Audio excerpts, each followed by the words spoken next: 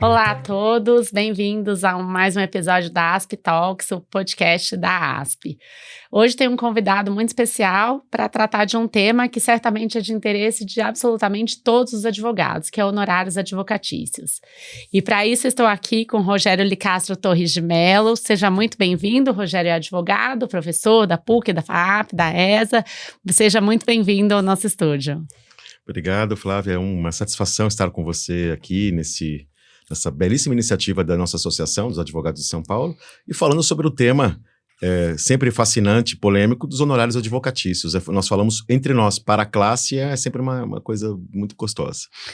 Com certeza. Acho que é um tema, como eu disse, que não tem quem não se interesse e tem muitas vertentes que a gente tem que tratar, né?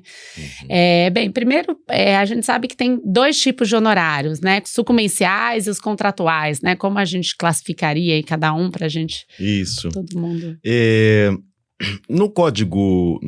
No Estatuto da Advocacia, a Lei 8.906 de 94 faz referência a honorários contratuais, sucumbenciais e por arbitramento, como existissem 3 espécies de honorários. Na verdade, são 2 espécies. Nós temos os honorários contratuais, aqueles honorários fixados entre cliente e advogado para a remuneração para um assunto forense ou um assunto não forense, né? Os honorários estabelecidos por uma avença entre parte e advogado. E temos também os honorários especificamente vinculados a uma demanda judicial, que são os honorários sucumbenciais, ou seja, a verba honorária que é estipulada em benefício do advogado, cujo cliente se sagrou vitorioso na demanda. Então essas são as 2 espécies, digamos assim, e elas podem ser ou não cumulativas. Se a atividade advocatícia for extrajudicial, só haverá a honorária contratual. Se a atividade advocatícia se desenvolver em juízo, aí nós podemos ter a somatória dessas remunerações honorárias. Os contratuais somando-se aos sucumbenciais, evidentemente com naturezas diversas, né? Mas são as 2 grandes espécies. E quando o advogado, por algum infortúnio, não conta com um contrato escrito com seu cliente que estipule os honorários contratuais, e mesmo a correta destinação dos sucumbenciais, aí sim se faz necessário o arbitramento judicial dos honorários que caberão àquele advogado que não contratou por escrito com seu cliente. Mas vejam, honorários por arbitramento não são uma terceira espécie. Eles serão ou contratuais ou sucumbenciais, objeto de um arbitramento pelo juiz, porque não há estipulação escrita ou não há fixação clara por escrito. Então nós temos os honorários contratuais e sucumbenciais com essas feições, digamos assim. Perfeito. E você mencionou que o Estatuto da OAB, né, que é uma lei federal, faz essa previsão, e qual outra legislação brasileira, né, qual o panorama legislativo que a gente teria aí também para tratar dos honorários, né? A gente sabe que o CPC trata, né? Enfim. Veja, nós temos, digamos, aqui um plexo de dispositivos normativos que regulam a figura dos honorários, sobretudo os sucumbenciais. Os honorários sucumbenciais, eles são previstos no Estatuto da Advocacia, artigos 22 e 23, principalmente. E, aliás, o Estatuto da Advocacia ele tem uma função importante, historicamente importante, porque foi o primeiro diploma legislativo. A Lei 8.906 de 94 consiste no primeiro diploma legislativo em que, expressamente, os honorários sucumbenciais foram atribuídos ao advogado como seu titular. E na esteira do Estatuto, temos agora o Código de 2015, no seu artigo 85, que reafirma essa titularidade dos honorários pelo advogado. Isso poderia soar, mas é o óbvio, o Rogério está falando sobre o óbvio. Não, não é o óbvio. Historicamente, em termos de Código de Processo, aí eu me refiro ao Código de 39, ao Código de 73, os honorários advocatícios sucumbenciais não eram destinados ao advogado. Eles eram destinados à parte vitoriosa como uma espécie de ressarcimento para o que ela pagou nos para o que ela havia adimplido ao seu advogado em termos de contrato. Isso era interessante, se nós verificarmos, se eu não me engano, é o artigo 63 do Código de 1939, ou 63 ou 64. e o artigo 20 do Código de 73. Constava ali, caberá, o vencido pagará ao vencedor os honorários de sucumbência e as custas processuais, como ressarcimento.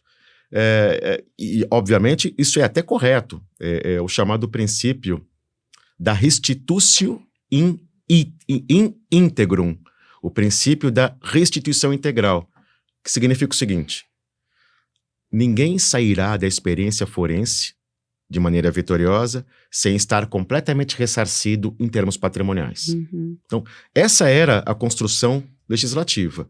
Honorários de sucumbência cabem à parte vitoriosa para ressarci-la do que ela despendeu com seu advogado em termos contratuais. Tanto que é interessante notar que os contratos de honorários antigos, isso se vê até hoje, eles tinham uma cláusula específica. As partes convencionam, cliente e advogado, que os honorários sucumbenciais serão cabíveis ao advogado. Por quê? Porque se não houvesse a disposição contratual, era o cliente que receberia. Nos contratos do meu escritório, nós mantemos essa cláusula ainda, né? Acho que nunca é demais reafirmar, né? Mas até com um adendo, né? Os honorários de sucumbência pertencem ao escritório por imposição legal. Por imposição legal. Mas eu também coloco essa cláusula meio que ad terrorem, né? A gente fica com receio e colocamos essa cláusula. Mas é interessante notar que essa cláusula decorre de uma realidade legislativa que direcionava os honorários para o advogado. No CPC de 39 e 73. Aí o estatuto, por isso que ele é muito importante, o estatuto em 94 estabelece os honorários sucumbenciais são do advogado. E o CPC de 2015, induvidosamente, confirma essa realidade, no 85, é do advogado. Então, em termos legislativos, o CPC de 2015 representa um avanço nisso, né? Reafirmando o que já existia no estatuto, né? Mas talvez, sem dúvida, né, Sem dúvida. O artigo 85 do CPC, ele tem a seguinte relevância. Pese os honorários sucumbenciais serem, desde a Lei 8.906 de 94, de titularidade do advogado, o fato é que nós não tínhamos uma normatização tão clara, tão pedagógica, quanto é o artigo 85. O artigo 85 do CPC, na minha percepção, com seus 19 parágrafos, é o artigo mais extenso do CPC. Ele representa uma conquista histórica da advocacia, em grande parte proporcionada pelo esforço desta casa, a Associação dos Advogados de São Paulo. Quem não se lembra aqui da histórica campanha Honorários não são gorjeta?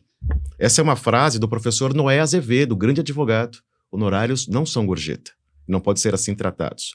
Então, o artigo 85, qual é a sua grande, na minha percepção, beleza?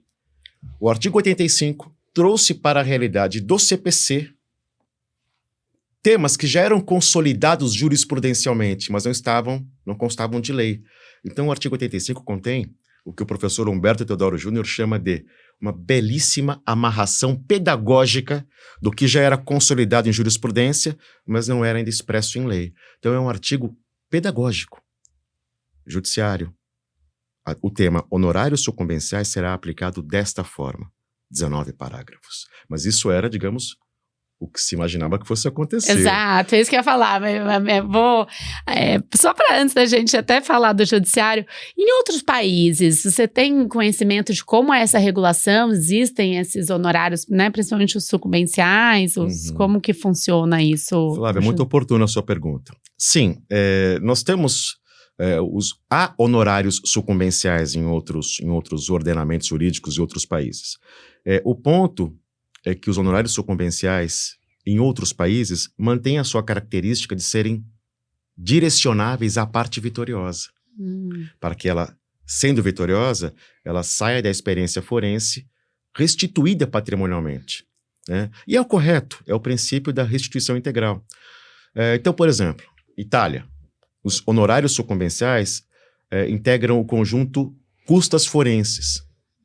E elas são ressarcidas à parte vitoriosa, pagas pela parte derrotada à parte vitoriosa como ressarcimento. Isso acontece da mesma maneira em Portugal, isso acontece também dessa forma na Espanha, mais próximo de nós aqui, Argentina, Uruguai.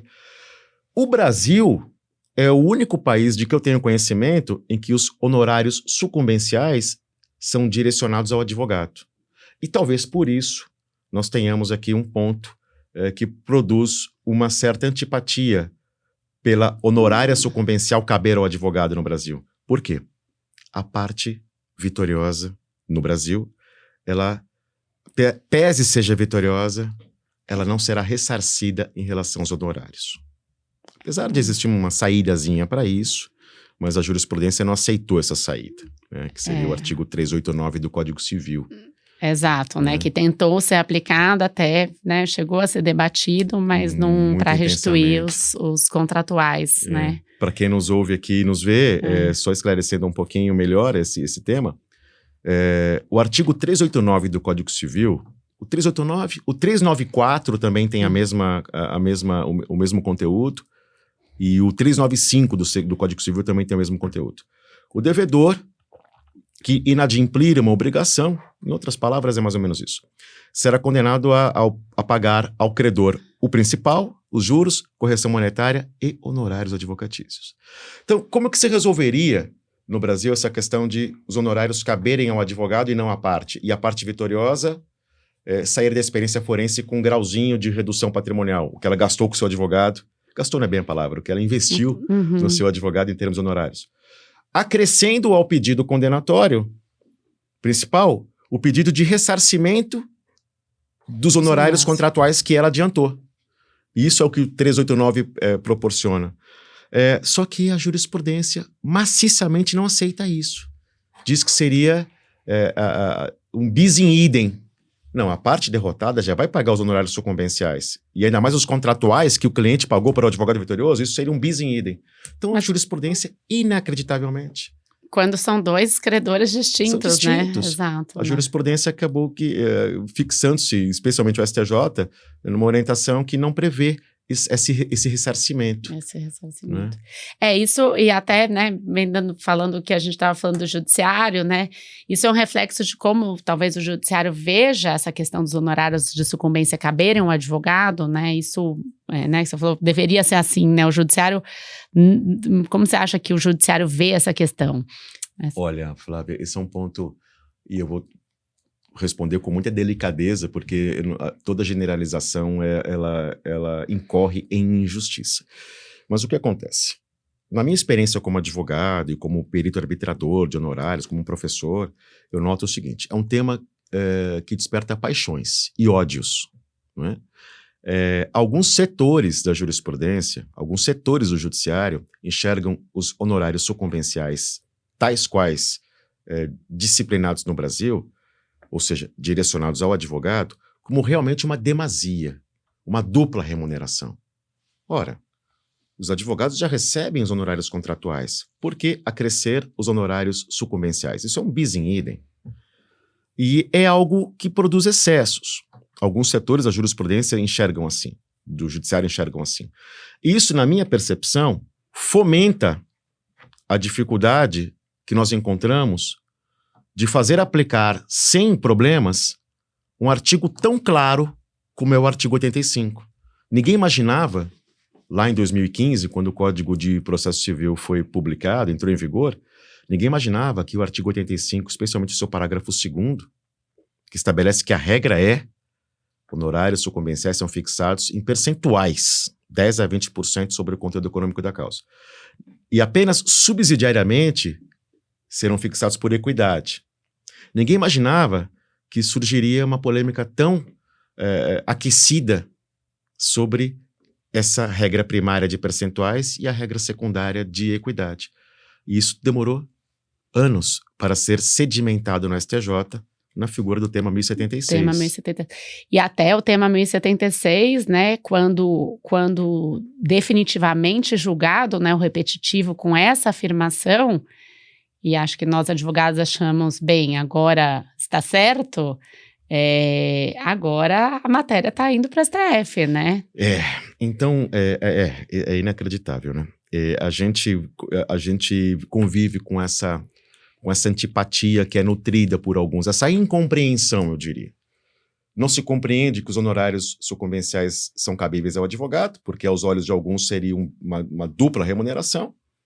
O STJ, por uma apertada maioria, 1 voto de diferença, consolida essa tese que disse o óbvio, choveu no molhado, a tese do tema 1076 repete o que diz o CPC. Exato, repete a lei, né? Repete a lei. Então nós vivemos anos aqui para repetir a lei. E nós imaginávamos que a temática fosse ser resolvida, mas não. Surge um recurso extraordinário ao qual foi reconhecida a repercussão geral e o tema está ainda sub júdice no STF, sobre se realmente a fixação por percentuais é primária e a por equidade é secundária, ou não. Elas podem ser fixadas a critério do juiz, especialmente para aplicar a equidade, reduzindo os honorários que seriam muito elevados aos olhos do juiz se aplicasse a regra dos percentuais. Isso é um absurdo, na minha percepção, com todas as vênias, mas o tema está aberto no recurso extraordinário ainda que está em vigor, em trâmite no STF. E eu acho que essa abertura e essa incerteza gera um efeito cascata para os tribunais, né? Os tribunais de justiça, os tribunais federais e até os juízes de primeiro grau, né? Porque, pelo menos na minha experiência, ainda que exista o tema, né, afirmado, definitivamente julgado, há inúmeros desembargadores que não o têm aplicado, né? Os honorários serão muito elevados, a abertura, esses dias mesmo eu ouvi um julgamento, a abertura do STF para fixação por equidade, então vou fixar os honorários que seriam de 50, viram 5, né? Exatamente, existe essa instabilidade que alguns veem no assunto. Eu não diria que ele está instável, há um precedente do STJ, o tema 1076, fixado em sede de recurso especial repetitivo, que deve orientar as decisões em caráter vinculante. Os precedentes são vinculantes no Brasil, não é? De acordo com o Código de Processo, artigos 926 e 927. Mas essa persistência da discussão sobre o assunto meio que empodera esses setores do judiciário que nutrem uma sabida antipatia pelo assunto. Ou seja, nós continuamos a conviver, ainda hoje, na justiça ordinária aqui de São Paulo, por exemplo, com decisões, aí dou 2 exemplos.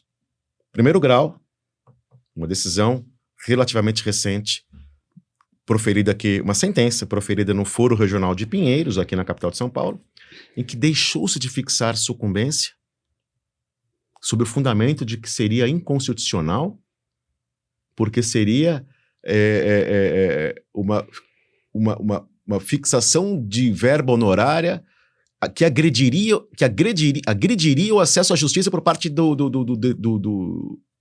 cliente. O cliente, a parte condenada em sucumbência teria o seu acesso à justiça minorado em benefício de um advogado que seria remunerado duplamente. Uma decisão que deixou de fixar sucumbência. Uma decisão que todas as vezes é uma aberração, que foi corrigida pelo TJ. Mas no TJ nós temos decisões, como você bem apontou, desse mês, dessa semana, optando pela equidade quando o caso é notoriamente de fixação em percentuais. Ou seja, isso é proporcionado pela instabilidade que teima em incidir sobre esse assunto. Acho que é isso que você falou, né? Acho que a palavra certa é realmente essa, né? Os juízes de tribunais, os juízes de piso ou os juízes de tribunais ordinários, vem nisso um empoderamento para afirmar dessa forma, E né? isso é tão atroz, e nos agride tanto, Flávia, porque se imagina que a advocacia seja uma casta de privilegiados. Nós sabemos que a advocacia não é uma casta de privilegiados. Basta que nós vejamos como os advogados sobrevivem. Os advogados têm feito audiências Brasil afora por R$50. Os advogados viveram de auxílio durante a pandemia. A grande maioria dos advogados, não é? Então a sucumbência, a correta fixação de sucumbência, ela não é um privilégio, ela não é um favor. Não é um favor. Até nesse ponto, a OAB São Paulo acabou de divulgar um resultado de um censo, né, que foi feito com os advogados, e, salvo engano, algo, acho que até superior a 50%, ou próximo de 50%, dos advogados inscritos na OAB São Paulo sobrevivem com cerca de, no máximo, 5 salários mínimos mensais. Então, a gente falar de advocacia como uma classe privilegiada, não é. Né, a gente pensar em falar nos milhões de advogados que temos, né? Então, realmente não é. E não bastasse isso, não fosse essa percepção enviesada e errada do que é a advocacia, né? O advogado é uma figura muito importante, ele é um mediador social, o seu escritório ou a sua profissão são anteparos de iras, de cóleras entre pessoas. O advogado, ele é um algodão entre cristais, o tempo inteiro, especialmente o de contencioso, né? Mas também o de contratos.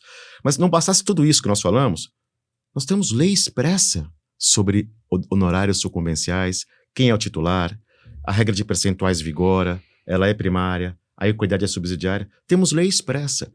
Se nós não gostamos da lei, colha-se ali 1 milhão de assinaturas, arranje-se um apoio de um parlamentar e muda-se a lei. É assim que se faz. Assim, né? E não num ativismo judicial que acaba legislando por decisão judicial contra a lei expressa. É o que nós vemos muitas vezes em termos de honorários. O juiz, quando fixa honorários por equidade em R$3 mil, por exemplo, sendo que a causa comportaria honorários de 10%, que seriam R$30 mil, ele está legislando por decisão.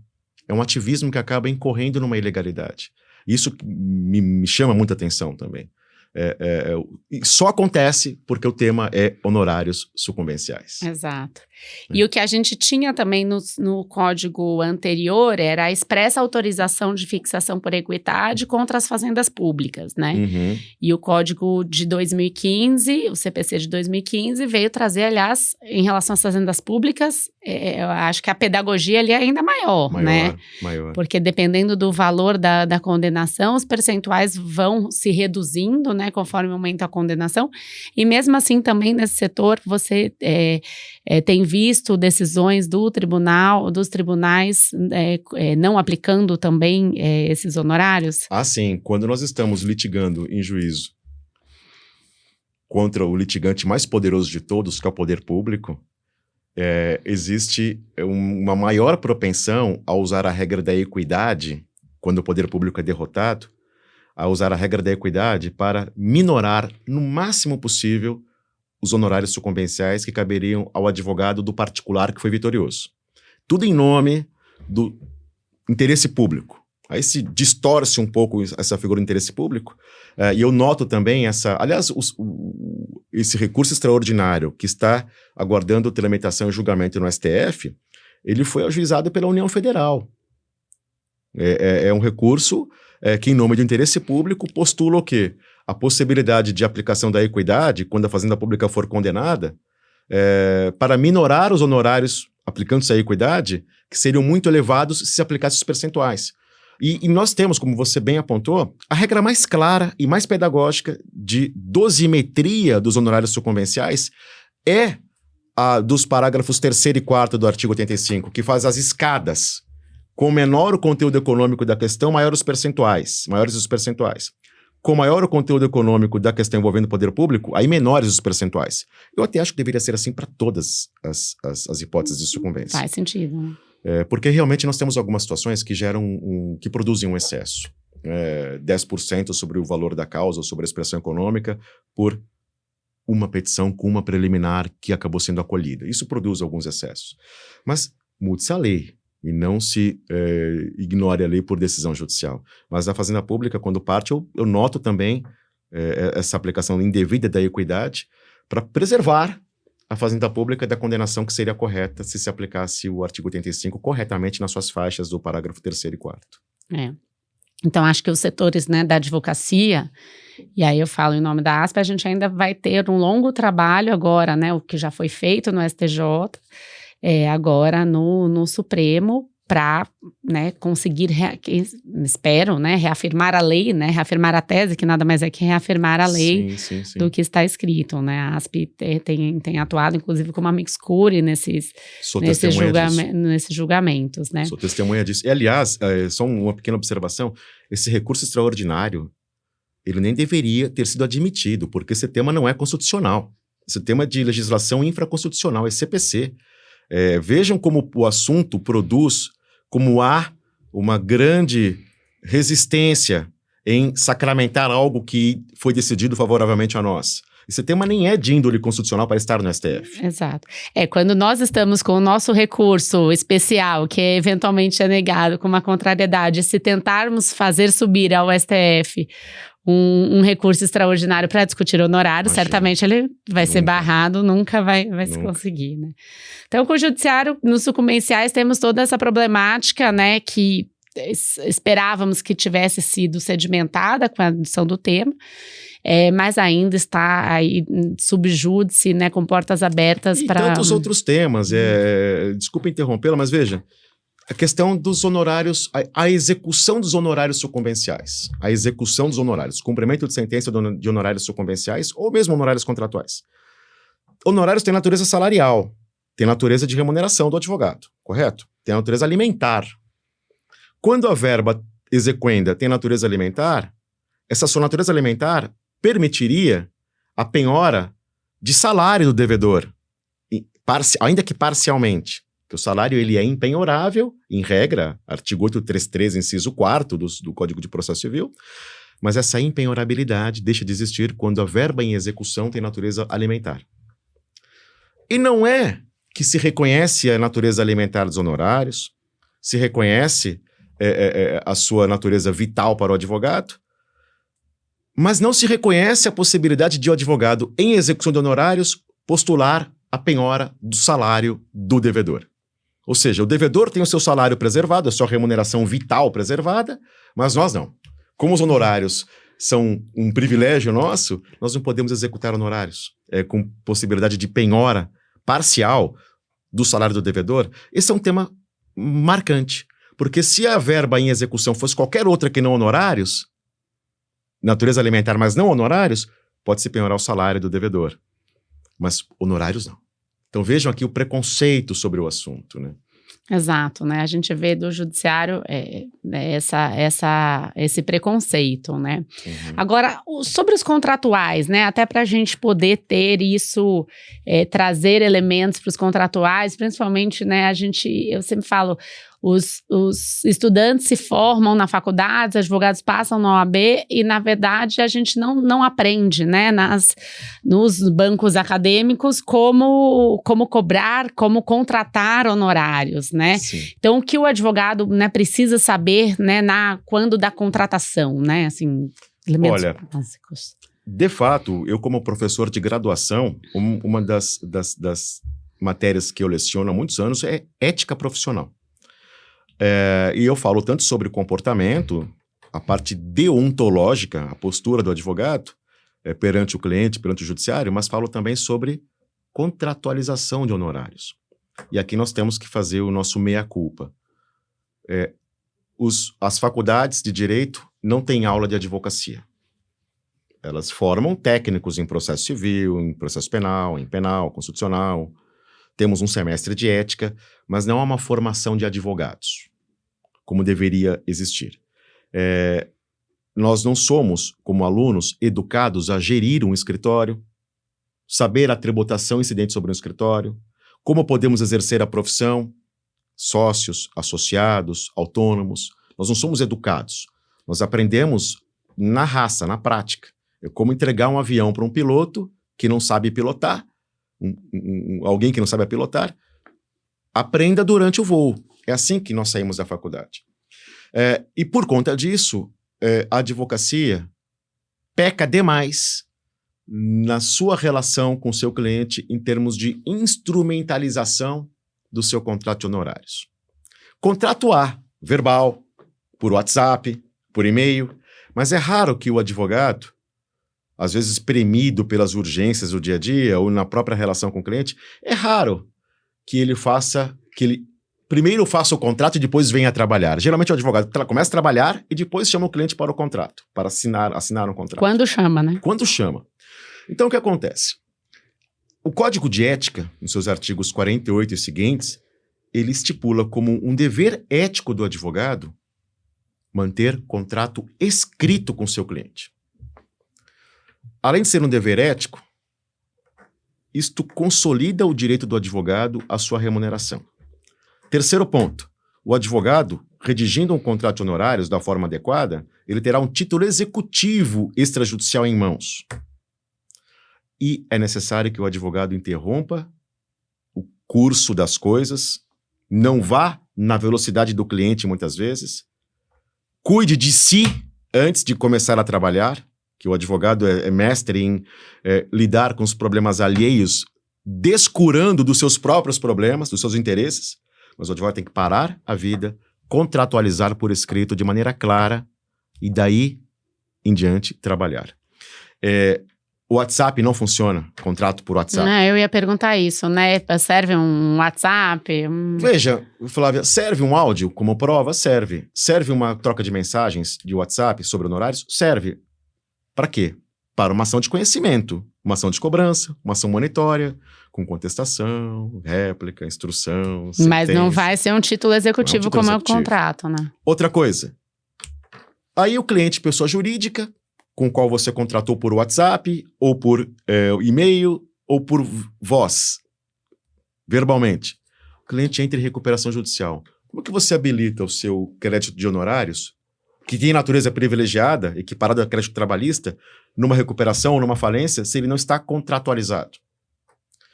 Como que você habilita numa recuperação ou numa falência um contrato não assinado pelo cliente? Porque essa é outra prática useira e vezeira. Manda-se o contrato, o cliente não devolve assinado. E a gente vai trabalhando e confia. Na verdade, o contrato é o começo de tudo. O contrato escrito é o começo de tudo. Então, nós temos que aqui, a advocacia tem que fazer a sua lição de casa. Eu até acho que nós deveríamos ter, por iniciativa da nossa própria Ordem dos Advogados, um banco de dados, um banco de modelos de contratos honorários para os mais diversos temas. Família, locações, sucessões, contencioso em geral. Nós não temos. Então, o advogado, ele descura um pouco disso, ele descuida desse seu direito fundamental e depois é sofrimento. Aí é sofrimento. Provar que foi contratado, provar que foi ad êxito, provar o percentual. Isso é o que eu vejo no meu dia a dia como perito arbitrador. Sobra, se não há contrato escrito, sobra o arbitramento judicial. E aí, de certa forma, é um pouco lotérico. E aí a gente vai estar de novo nos braços, né, do judiciário que já tem, sem generalizar, né, se já tem esses olhos para sucumbência, né, que a gente conversou agora há pouco, vai estar novamente nos braços para o juiz decidir se seu trabalho, você tem direito a receber 5, 10 ou 15. Ou seja, nós vamos cair num ambiente que não é muito, num ambiente hostil que vai dizer quanto que nós merecemos. Nós é que temos que dizer quanto nós merecemos. Isso se faz por contrato. Não havendo contrato escrito, nós vamos delegar a um terceiro essa função, o juiz. Quanto vale o seu trabalho, doutor? Quanto vale o seu tempo? Quanto vale a sua hora? Então, isso é realmente... O contrato, ele é vital, o contrato escrito. E ele é, de certa forma, negligenciado. Eu vejo com muita... Por receio, o advogado acha que vai perder o cliente se chamá-lo para assinar um contrato. Eu não vejo dessa maneira. Eu vejo... Eu acho que aí já vai muito, né, numa opinião, muito do brasileiro, né? O brasileiro, ele não gosta de formalidades, o brasileiro, ele não faz pacto antinupcial para casar, porque imagina, né, vamos trazer esse assunto econômico aqui nesse momento, né, né? E é justamente isso, né? Vou trazer agora o contrato, né? Já apresentei a proposta, já aceitou, tá, né? Nesse momento que estamos casando aqui, né? A gente é muito cordial, né? Exato, né? Então, o brasileiro não tem, né, não tem nem o hábito nem sequer de fazer testamento, porque acho que tem, né, essa cordialidade, né? Não, vou morrer, vão achar. Bem observado, você fez uma observação bem interessante. E me veio à mente uma lembrança. Por uma circunstância de um processo específico, nós tivemos que contratar um colega, um advogado, em Nova York, Estados Unidos. Eu acho que eu tinha escrito um e-mail a ele, indagando sobre a possibilidade de nos atender e perguntando se poderíamos ter uma reunião via Skype ou via Teams. Antes de falar sobre a possibilidade da reunião, Flávio, eu recebi todos os termos financeiros do que seria a contratação daquele advogado. Por etapas, por hora, por fase. Eu falei, meu Deus, mas nós nem falamos ainda sobre o caso, Porque nós, advogados brasileiros, nós falamos sobre o caso, damos respostas, começamos a trabalhar. Fazemos uma longa consulta, às vezes. De meses, né? De meses, e fica aquele cliente conversando com você ao longo de 6 meses, 1 ano. Mas eu estou trabalhando tanto tempo já sem contrato, sem ser remunerado. E essa experiência com um advogado americano foi interessantíssima. Antes de trabalhar, antes de começar a atuar a meu pedido, ou assuntar o tema comigo, eu recebi todas as condições financeiras do que seria a contratação dele. É a ideia do capitalismo elevado à enésima potência, numa advocacia que é muito preocupada, que é a advocacia americana, que é muito ciosa de quanto ela vale. E aqui eu acho que está o ponto. Nós temos que dar o valor, nós advogados é que damos valor ao nosso trabalho. Nós valoramos, não é o cliente que valora. Isso é uma relação contratual. Isso se dá por intermédio de um contrato. E a gente não faz contratos. Como você bem disse, a gente não faz pacto antinupcial. Nós vamos fazer... E, de certa forma, um contrato de honorários também é uma espécie de pacto nupcial, porque se um processo dura 20 anos, é um casamento, né? Exato, sem fim. Tem clientes que sobrevivem a vários casamentos do advogado, né? Vários casamentos. Enfim. A gente fala mais com o cliente muitas vezes do que com a esposa, com o esposo, com o filho, né? E aí, se não existe, né, esse contrato escrito, então a via é do arbitramento judicial, né? Não tem outra forma de se... Não há outra forma. Ação de conhecimento, a ação de arbitramento de honorários, em que se comprova o exercício da atividade, se comprova o trabalho desempenhado, e se demonstra que não há contrato escrito. Logo, se discute quanto valerá o seu trabalho. E o juiz deve nomear um perito arbitrador. Esse perito arbitrador deve ser um advogado experimentado em questões de precificação de honorários. Mas é uma ação de conhecimento.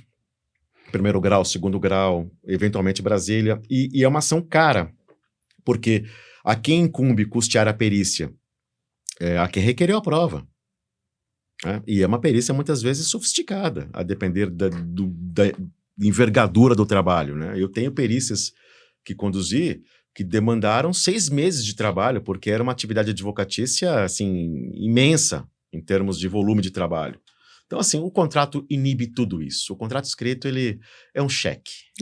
E, na verdade, né, o perito, você vai, além de estar a cargo do juiz, a decisão final, né, você vai dar a outro advogado, na verdade, o direito, né, a opção de dizer quanto vale o seu trabalho, né? O que é terrível. Então, aí, o seu trabalho vai ser analisado, julgado, né? Isso assim... só acontece com a advocacia. A gente vai ao médico, com todo o respeito, e tá certo, nós vamos ao médico, nós assinamos a guia do convênio, ou a consulta. Ou sai imediatamente após, se paga a consulta, né? Na advocacia, não. O advogado tem receio, ele tem vergonha de lidar com dinheiro. Isso acontece porque nós temos uma construção ética da advocacia, toda uma construção ética, basta que se veja o código de ética, em que a advocacia, ela não é mercantilizada, existe ali uma forte tendência do nosso código de ética de separar a advocacia da atividade empresarial e mercantil. Isso inibe que o advogado trate de dinheiro, de valores, com a mesma desenvoltura que o engenheiro trata, que um médico trata. Então, nós somos educados nas faculdades e na vida prática da advocacia a ter uma certa vergonha, um certo constrangimento de falar da nossa remuneração. E se nós, os próprios interessados, não falamos com desprendimento, com desenvoltura da nossa remuneração, é raro que o cliente fale. O cliente não vai pagar antecipado, né? Não faz sentido.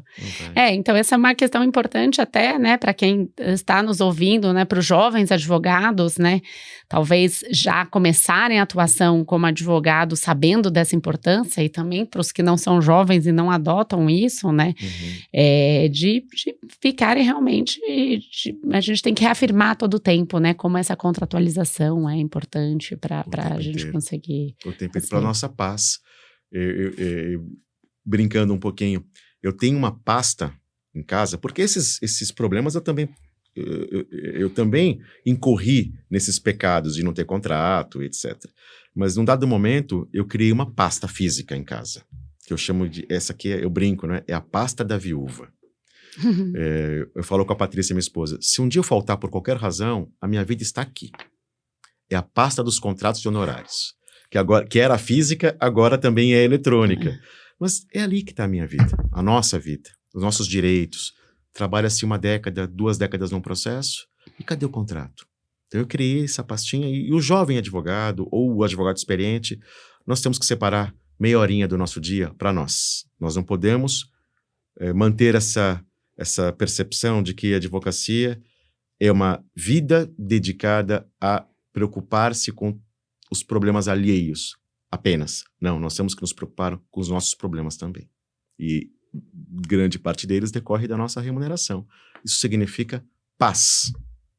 Então, os honorários fazem parte, né? Da nossa receitinha de paz profissional, né? De tranquilidade. No meio do caos profissional que já vivemos, dúvida, né? Sem dúvida.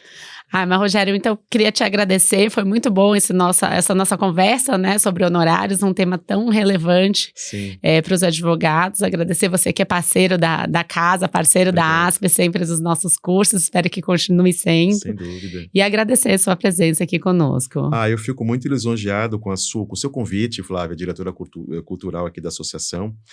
Muito gentil sempre e uma incentivadora dessas discussões que tornam a nossa associação realmente um órgão que fala para nós, advogados, que fala por nós, advogados, e eu sou testemunha disso. Então, para mim, é uma satisfação sempre estar aqui como usuário dos serviços dessa associação, como professor, como palestrante, como alguém que respeita muito essa quase centenária casa, né? Obrigada. A ASP. Obrigado a você. Obrigada, Rogério. Obrigada a todos que nos acompanharam até este momento. Convido a todos a acompanharem também os outros episódios do podcast da ASP Talks, disponível nas plataformas de streaming. Obrigada.